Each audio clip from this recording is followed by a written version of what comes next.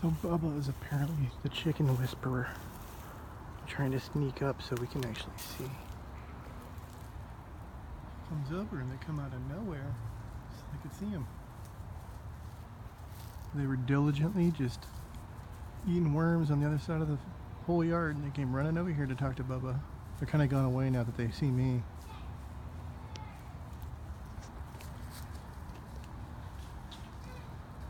He's talking to him.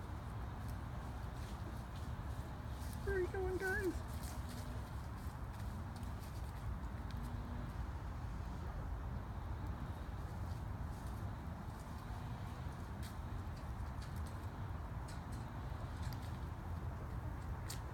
Did you make some friends, David?